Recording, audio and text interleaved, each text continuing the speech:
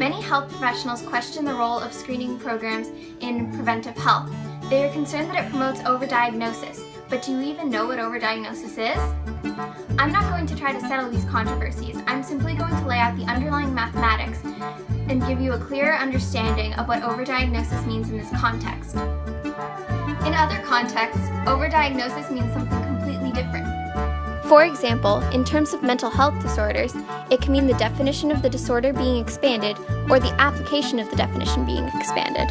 In this case, we are talking about the diagnosis of cancer so innocuous that the patient would have lived their entire life without ever knowing that they had them.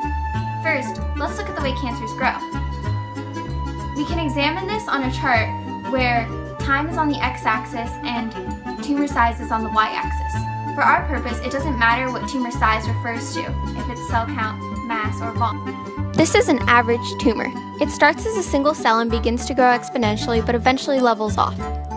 At a certain point, the patient will notice some symptoms and the tumor will get diagnosed. The point of a screening test is to try to find the tumor earlier. No existing test can find them while they are a single cell, but at some point they become large enough to be detected. Here is an aggressive tumor, and here is an indolent tumor. Then, there could also be non-progressive tumors that never become symptomatic, but do reach the line of detectability. So now that we know about the different ways that tumors can grow, let's look at how screening programs can affect them. On this graph, we look at a population of people who have average tumors that begin at different times.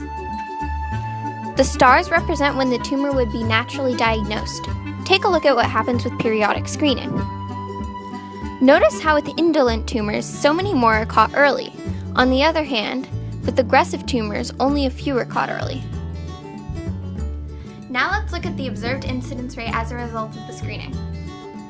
Here's a timeline with each tick mark representing a new tumor diagnosis in a population. The rate at which new tumors are found, or what is known as the incidence rate, is steady. In real life, incidence rates may not be steady, but I will assume that just to keep things simple. I also have two other simplifying assumptions. If screening is available, everybody uses it. Also, I am assuming that screening never misses a case. However, even without these assumptions, it boils down to the same conclusion. It is simply clearer and quicker without them. Let's take a look at what happens if a screening program starts and is then stopped.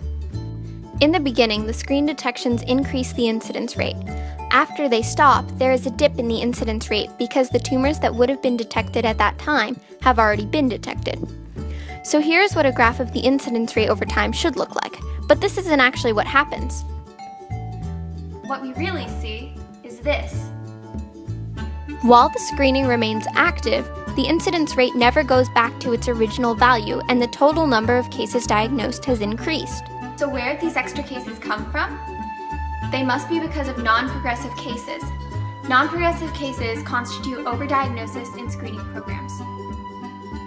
On biopsy, these non-progressive cases are indistinguishable from other cases and they are treated accordingly.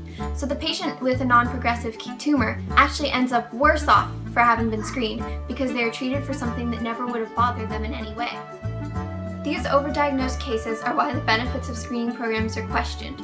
The debate of these screening programs hinges on exactly how many cases are overdiagnosed and how many cases of overdiagnosis are acceptable for each true early detection. So now you understand what overdiagnosis is and why some screening programs are so controversial. Understanding these statistics will help you make important medical decisions.